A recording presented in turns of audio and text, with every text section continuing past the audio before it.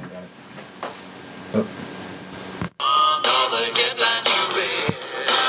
Don't need service with a wink and a nod. You need a man on a mission from God. Well, not to worry, here's Bob Enyart. So we got two people asking for $100, right? Greetings to the brightest audience in the country. I am Bob Enyart, the pastor of Denver Bible Church. We got a telethon going on, and we got people asking us for $100. Of course, at prolifeprofiles.com, Mitt Romney, the profile there's a $100 offer to anyone in the general public who could document that there is a significant error of fact in that profile. We got two people asking for $100, so I want to share that with you. One is a pastor from Alexandria, Pennsylvania, and the other, well, this other person is just upset that two bullets are saying the same thing. You know, the bullets that are accusing Romney, and actually they're saying different things. But, you know, we'll give them the benefit of the doubt and try to see it their way. Also, got to talk to you about J.C. Watts in the show on Thursday. Was that Thursday? J.C. Watts, one of America's shining lights for the Christian, pro-family, pro-life community. One of the heroes in Congress. Now that, it's almost an oxymoron, hero in Congress, but he's one of those of the last quarter century who are one of the most beloved. And what it means for the message of Bob Enyart Live to have leaders like J.C. Watts, and I'll list others that have come alongside and confirmed the warning that we've been giving for all these years, that the conservative Christian community is corrupt, that it is supporting those who are trying to destroy marriage, destroy children, destroy the body of Christ, that it's corrupt. And those who think that they dismiss our concern and our warnings, thinking that we're just bitter or envious, or we're a small ministry compared to, say, a National Right to Life, they're becoming a small ministry, or Focus on the Family. And if that were true, which of these beloved national leaders... Yes, this is her. Hi, this is Detective Russ Johnson with Westminster Police Department. I'm calling regarding a tip that you had submitted to our tip line. Yes, hi, Detective. How are you? I'm doing well. Is this a good time? It's a great time, yes. Okay, great. I don't have a whole lot of information. It sounds like you have additional information that you may have already contacted our office earlier. I did. I actually just talked to another detective about half hour ago, and I didn't catch his name. I gave him some information about a brown paper bag, but I have tons of information, and I'd be happy to give you any answers that you need. Yeah, let me go ahead, and since I haven't talked to you previously, why don't you kind of summarize everything that you were sharing with us here so that I can make sure it's documented and we can follow up on it. Okay, the latest key piece of information was the brown paper bag that was found 6 miles from the kidnapping location, or where she was last seen.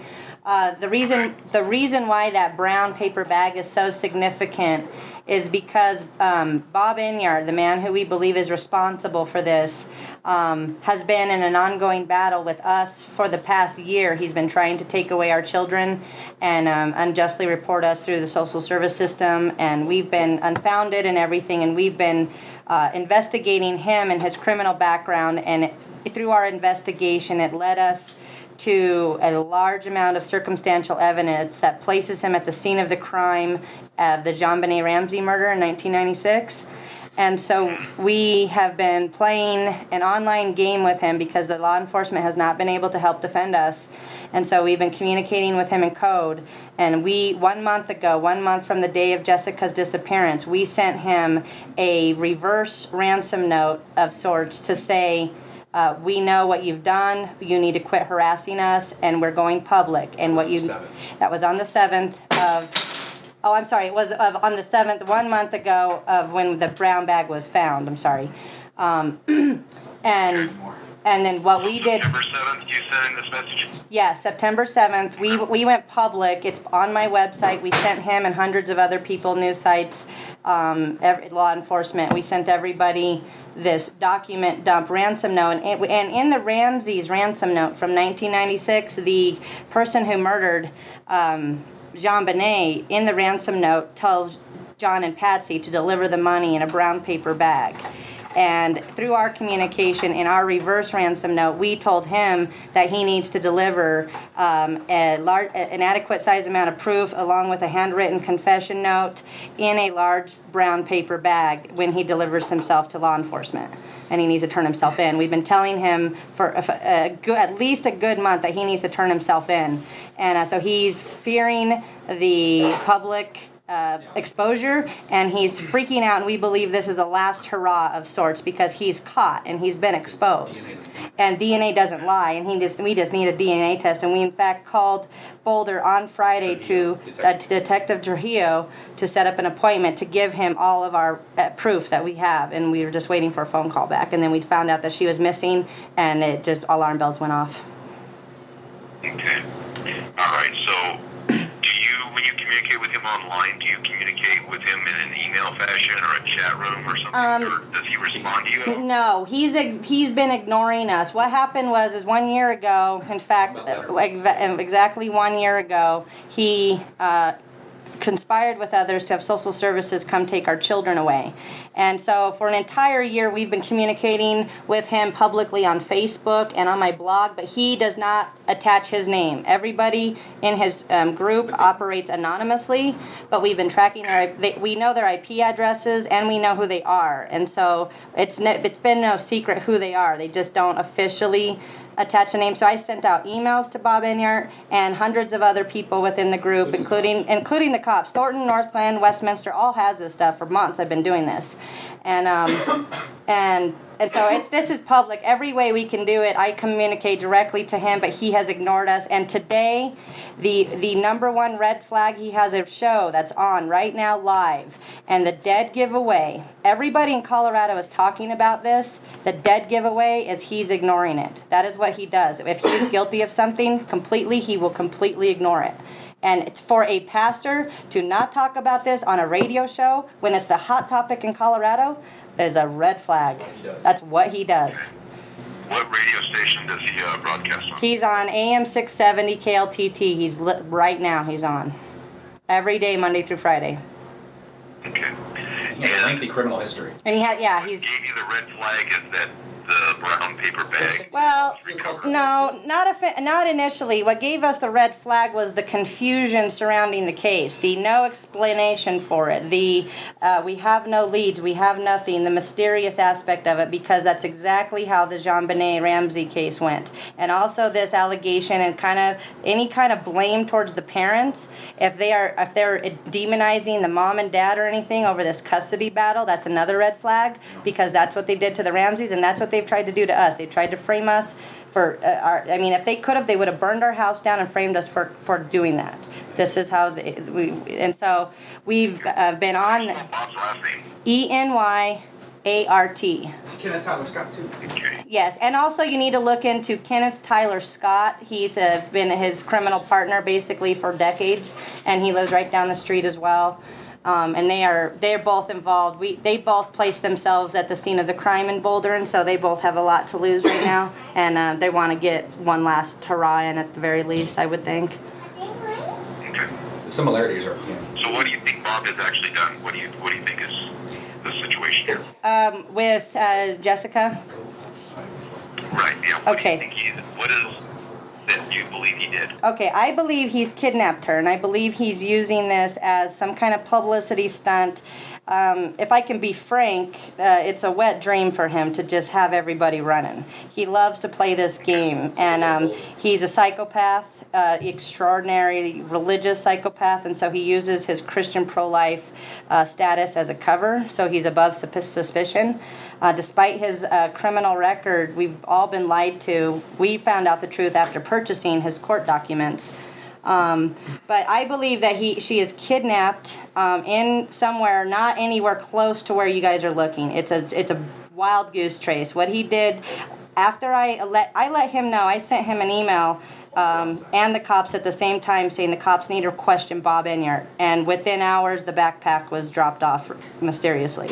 Okay, and so I believe it's a game. I believe she's either in his basement, perhaps, because he has a soundproof room from when he used to do his radio show down there.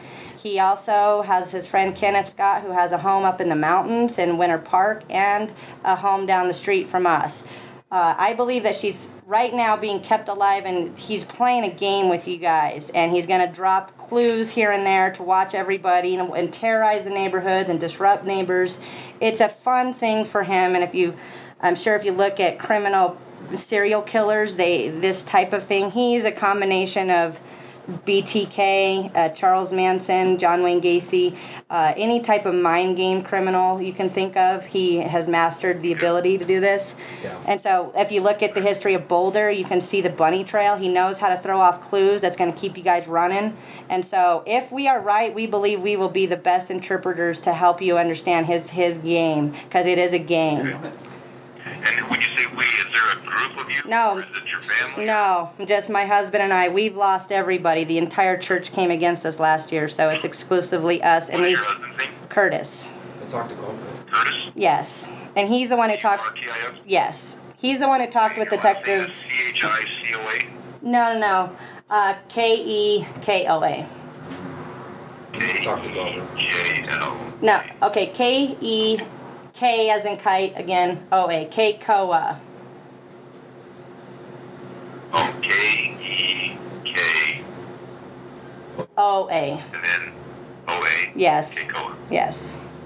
Talked to All right, the Goldberg. person who took the tip in spelled it a little bit differently, so I'm glad that I got that. Okay. Good. Talked to Well, Danielle, what is your address right now? Where do you live? 865 West 97th Avenue.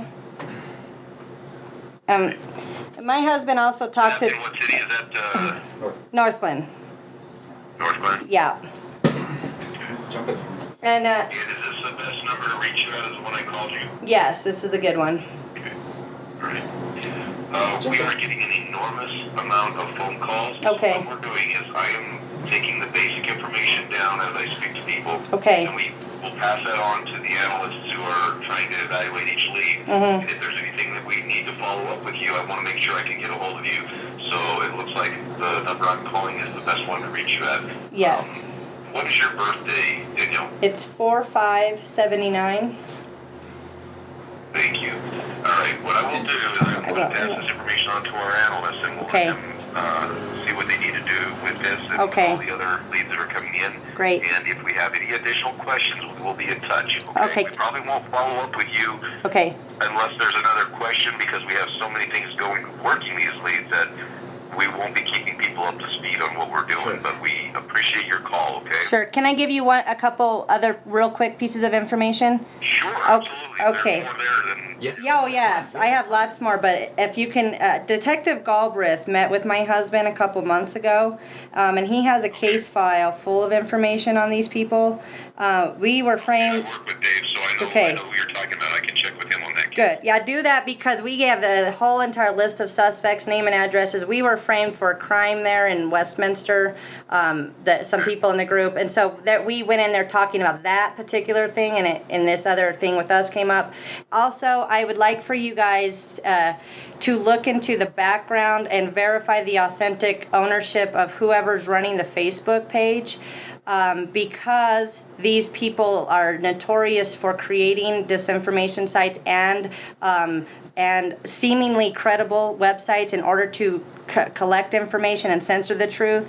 The reason why this is so alarming is because I posted the same information about Bob Enyart on this site, and within an hour I was banned and forbidden from leaving any more comments. And I also noticed the timestamp of when the page was created was literally 1 minute after you guys tweeted the alert. It's almost as though it was ready to go to be the monopoly on the information, if you will.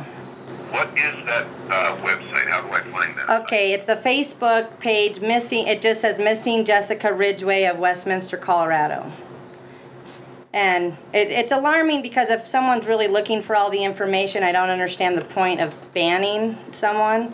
And this is what they do. They create websites. They have dozens of them that I know of that look authentic, and then they put out a tremendous amount of disinformation. They collect information. They follow IP addresses, and then they can track people. And if you get too close to information, then you're silenced and you're banned, or you're worse. Okay. Well, I will check with that, and I'll also check with Detective Galbraith. Okay. Great. Okay. Thank you very much. Let us know if we can help. Thank you very much for your time. Thank you. Bye-bye. All right.